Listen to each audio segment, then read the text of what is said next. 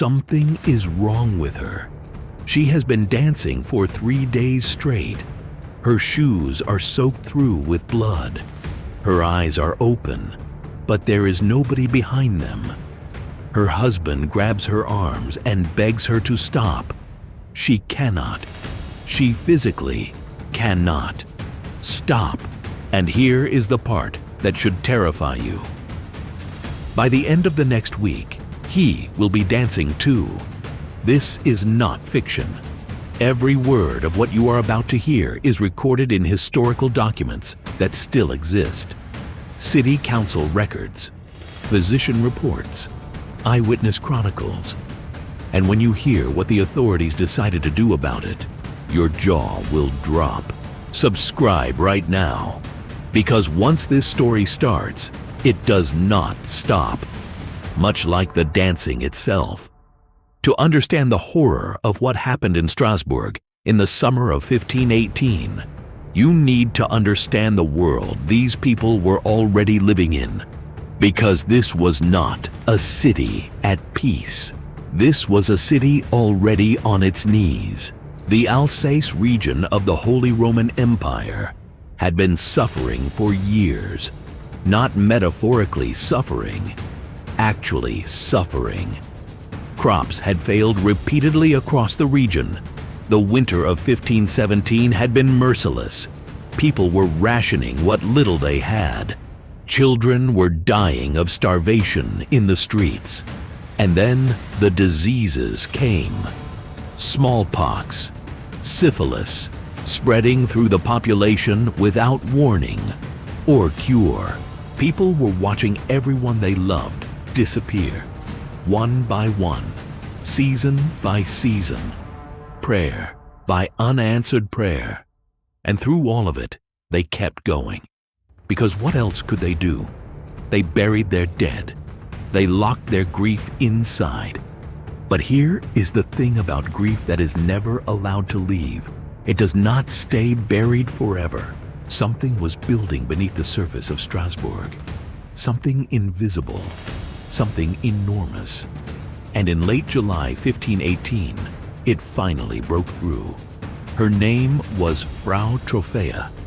That is all history gives us. Just a surname. Just a fragment of a woman who was about to change everything. She walked out of her front door onto a narrow cobblestone street, and she began to dance. No music, no celebration, no explanation. She just started. Her neighbors peered out from behind shuttered windows. Her husband came to the doorway with a look of confusion. An hour passed. She kept dancing. The sun moved across the sky. She kept dancing. Evening fell over Strasbourg, painting the streets in long, deep shadows. She kept dancing. The city went to sleep. She kept dancing. By the second day, the confusion on the street had shifted to something else entirely. Something colder. People were watching her with wide eyes. This was not right. This was not natural. Her movements were not joyful. They were desperate, compulsive, like a woman trying to shake something off that would not let go. By the third day, her feet were bleeding. By the fourth day, she had barely slept. Her face was a mask of exhaustion, her body still moving, as if some invisible force had taken control of her limbs and refused to release them. Her husband was desperate, but there was nothing he could do. And then, on approximately the seventh day, something happened that would transform a disturbing spectacle into a full-blown catastrophe. Someone else stepped into the street and began to dance. Then another, then 3 more, then a dozen. It spread through the streets of Strasbourg like a flame catching dry wood, silent, fast, and completely unstoppable.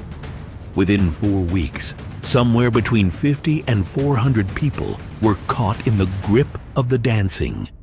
This was real. This was spreading, and people were dying. They were collapsing from sheer physical exhaustion, their hearts giving out. Some suffered strokes, some simply fell and did not get up. The streets of Strasbourg were now killing people in a way that had no name, no explanation, and the city authorities were absolutely terrified. Hit that like button right now. Now, stay with us, because what the city decided to do next is almost unbelievable. The Strasbourg City Council held emergency sessions. Imagine the atmosphere. Candles burning against the summer heat. The distant sound of drums. They summoned the most respected physicians. The physicians examined the afflicted. Their verdict? This was a medical condition caused by hot blood. The only cure was to let it continue. Let them dance it out. And here is where the city made the single worst decision possible. They hired musicians, professional drummers and pipers to play around the clock. They constructed a large wooden stage in the public square. They opened 2 guild halls, converted into dedicated official dancing spaces, open day and night, for the sick and the dying to keep moving. Imagine what that sounded like. After midnight, torchlight flickering. Inside, dozens of people, some weeping, all of them moving, endlessly. It got worse. The moment Strasbourg gave the dancing official permission, the outbreak exploded. More people crossed the threshold. By August, the city had lost control completely. Religious leaders flooded in. Priests walked through the dancing crowds, holding crosses aloft. They banned all public music and dancing. Then they ordered something desperate.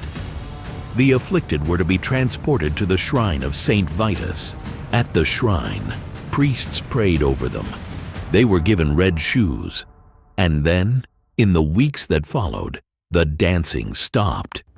In 2008, historian John Waller concluded, this was mass psychogenic illness, collective psychological trauma producing real, physical, spreading symptoms.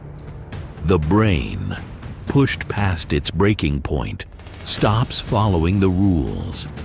It generates real pain, real movement, and it spreads through fear. Strasbourg did not have a dancing plague. Strasbourg had a breaking point, and the dancing was simply what breaking looked like. How close are any of us to our own Strasbourg? Please like and subscribe. We will see you in the next one.